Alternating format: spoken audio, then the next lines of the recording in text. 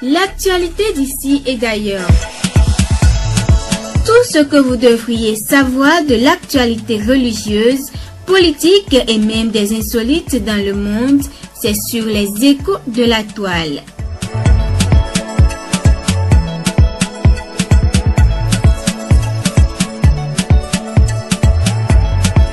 Un interprète musulman donne sa vie à Jésus en Tanzanie. Hamzal, pour avoir interprété l'évangile du Seigneur à un évangéliste américain, a confessé Jésus. Son témoignage à suivre en début de ces échos de la toile. Les investissements durables séduisent les églises en Suisse. Certaines communautés locales des églises réformées, face aux difficultés financières à venir, ont décidé de se concentrer sur des investissements durables. Et puis aux USA, le point de vue de l'ancienne First Lady sur le comportement de certains jeunes qui quittent les églises. Pour Hillary Clinton, les jeunes quittent l'église parce que le christianisme est devenu aliénant. Nous en parlons dans un instant. Ce sont là les titres de ce tour de la toile. Le développement avec Félicité Botton.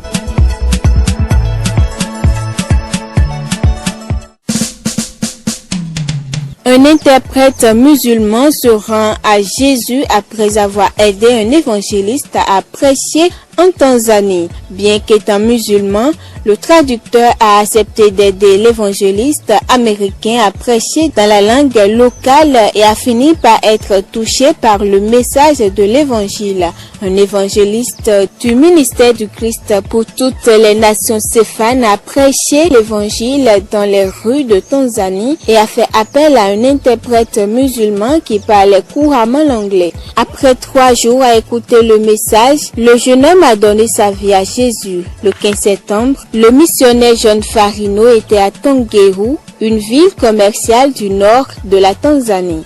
Jusqu'à ce que le jeune musulman Hamzal vienne le voir pour lui poser des questions sur Jésus. Dans un rapport publié sur Facebook, John a déclaré qu'il avait expliqué au jeune homme que Jésus était le Fils de Dieu. Mais comme il avait besoin d'un traducteur, il a demandé à Hamzal de se joindre à lui pour l'aider. Il a accepté et ce jour-là m'a aidé à prêcher l'évangile plusieurs fois à des centaines de personnes.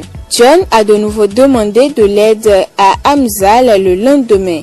Et une fois encore, il était mon traducteur. Un musulman aidant un prédicateur de l'évangile à amener Jésus auprès du peuple, se souvient le missionnaire. Le 3e jour, un homme totalement aveugle de l'œil droit s'est approché de l'évangéliste et de son traducteur.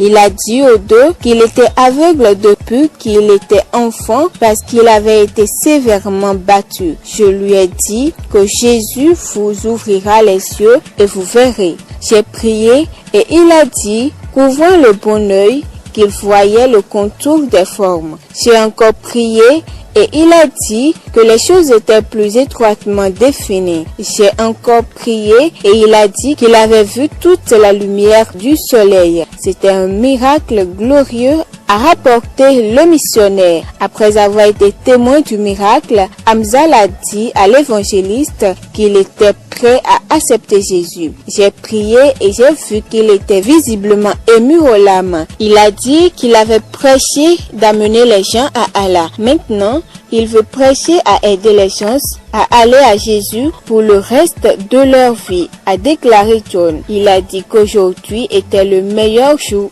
de sa vie.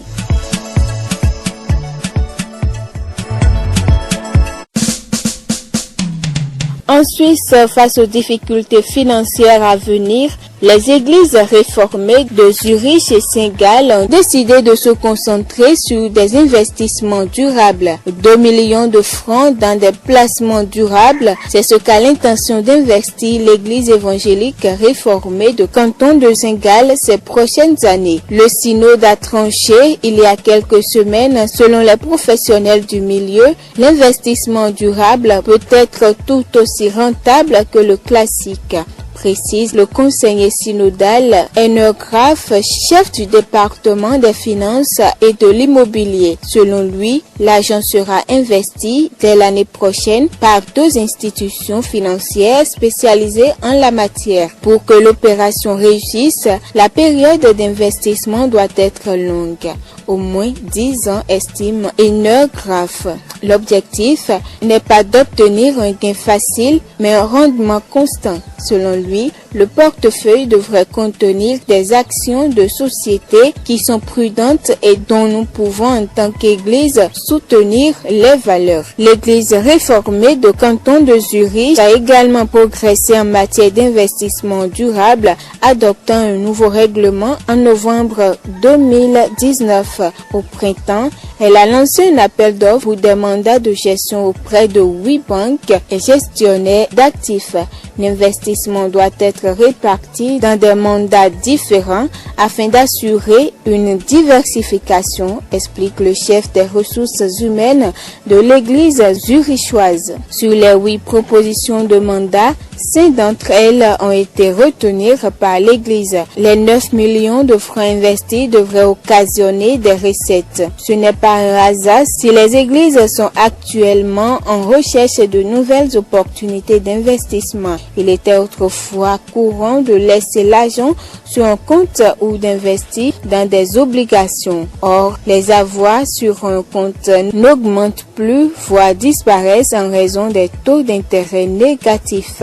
Les pertes attendues en raison de la pandémie de la COVID-19 et la baisse du nombre de fidèles rendent la question encore plus urgente.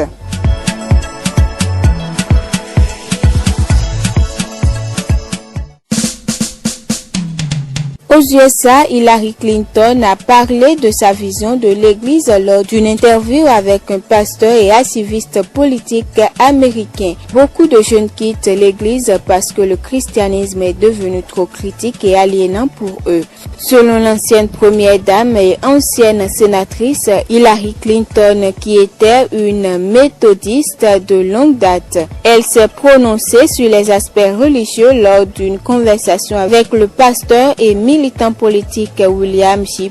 Barber II de Greenleaf Christian Church à Goldsboro, Californie du Nord la semaine dernière dans un podcast You and Me Both with Hillary Clinton. Beaucoup de jeunes quittent l'Église en partie à cause de la façon dont ils comprennent ce que le christianisme est devenu. Tellement de jugements, tellement aliénants qu'ils se disent « Eh bien, je n'ai pas besoin de ça », dit-elle. Au cours du podcast, Clinton a fait valoir que le terme « la vie du noir compte » est une déclaration théologique et a suggéré que les églises aux États-Unis devraient être partenaires dans ce moment d'éveil moral. Quand vous pensez à l'effort très intentionnel et coordonné d'un parti politique pour essayer fondamentalement de s'approprier le christianisme et d'ignorer le rôle de l'église afro-américaine, il néglige, comme vous le dites, beaucoup de théologie, beaucoup d'histoire. Il y a également ce moment dans le temps. La vie des Noirs est importante et je la vois profondément comme une déclaration théologique, a déclaré Madame Clinton. Au cours de la conversation, le pasteur Barber a souligné que bien que l'Amérique soit composée de 2 théologies opposées, la religion des propriétaires d'esclaves et la religion de l'abolitionnisme se sont unies pour lutter contre le racisme. Il estime que les manifestations raciales en cours aux États-Unis sont la douleur de la naissance de ce qu'il considère comme une reconstruction sociale. C'est à ce moment-là que Clinton a demandé à Barber ce que l'Église devrait faire, alors que de nombreux jeunes quittent l'Église parce qu'ils comprennent que le christianisme est devenu critique et aliénant. Le pasteur a alors répondu: les jeunes sont très ouverts à la foi qui parle de transformation, d'amour, de justice, d'égalité, d'essence, l'essence de ce que signifie être une personne de foi. Je pense que nous devons être engagés. Dans les jours où nous vivons, il n'y a aucun moyen pour l'Église d'être mise en quarantaine dans les 4 murs d'un bâtiment, car ce n'est jamais ce qu'elle avait l'intention de faire. a-t-il déclaré. Et c'est la fin de ces échos de la toile. Merci de nous avoir suivis.